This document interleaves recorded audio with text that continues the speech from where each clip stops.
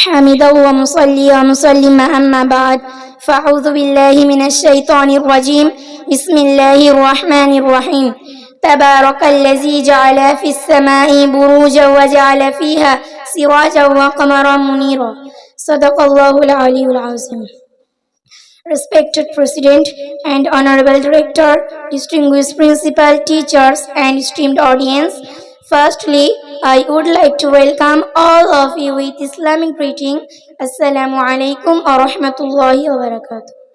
The topic of my today's speech is the glorious Quran and modern science. In fact, it is a burning topic of the time which should be discussed seriously and firmly. My dear audience, nowadays the most common question arises in our mind. What is the relation between the Quran and modern science? And what is the Islamic approach to the science?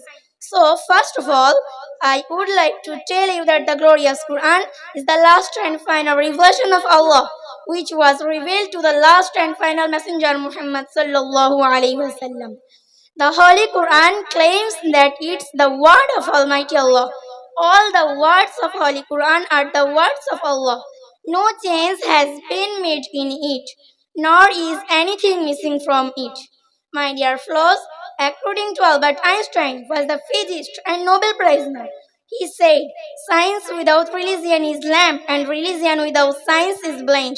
But I remind you that the glorious Quran is not a book of science, but it is the book of Allah as well.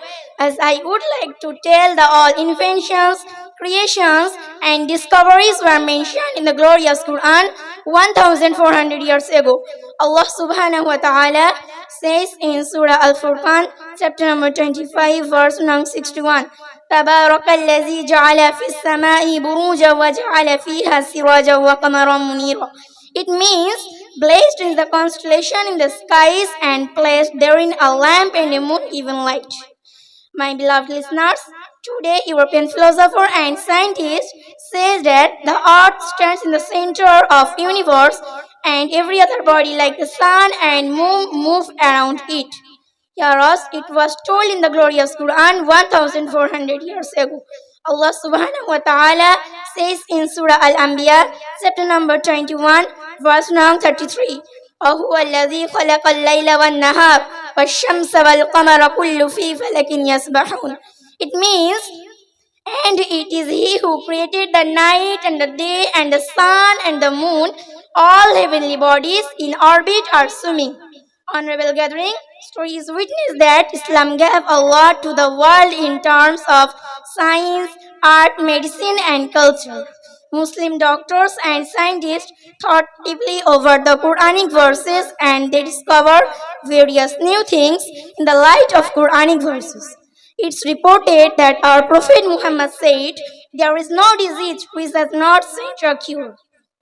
Because of this hadith, Muslim doctors began to discover useful for treating different kinds of illness and they had been succeeded.